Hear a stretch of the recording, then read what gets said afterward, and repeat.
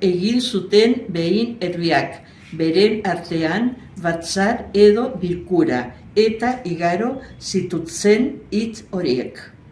Zer da guri gertatzen zaiguna, egunon bat ez daukagu, beti bizi gara kezka gogorrean etzai inguraturik.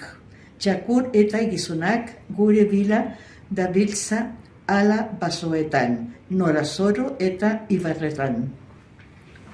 Gorde nahi izanagatik buruak otatza, izazti eta tokirik eskutuenetan, aurkitzen gaituzte txakurrek oinatzetatik. Jaizten bagara garitzetara, ezin jan dugu ezen beldur gabe.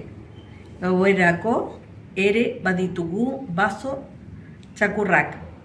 Azeriak eta horiek dira eiztaririk, gaiztoenak.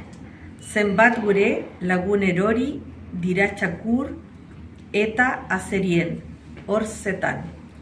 Zenbat behingoan hiltzen dituzte gizonek erreminta zuginekin. Hau ez, da bizi izatea baizik beti ikaraz, heriotzaren azaparretan ibiltzea. Hobe ditugu bota geure buruei bai batera, itu eretan eta kendu betiko larritasunak. Erabaki zuten ala egitea eta joan ziren ibai bateku egi edo, ondora. Dakuste utegabe nolahan aurkitzen zen igeltegi bat, guztiak ikaraturik banatu eta bota zuten bere burua uretara.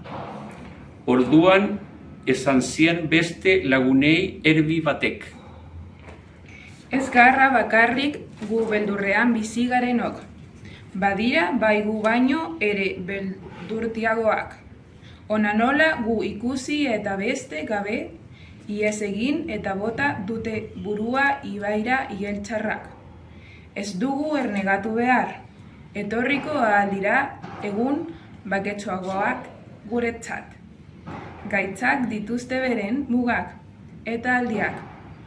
Goazen bada lehengo lekuetara, eta bizi gaitezen nola ahal egun hobeagoen zain, hala egin zuten. Ipuin honek argitzen ditu gizon eta andra ernegari, irritu eta bake gutxikoak eta beren buru eta bizitzako atzekabei gaitziritzirik eriotza bila dabiltzanak. Ez dira egun guziak berdinak, gaur leku behetuan dagoena, egon daiteke egun gutxiren barruan goraturik eta negu gogorrak ekarri hoi du udaberri ederra.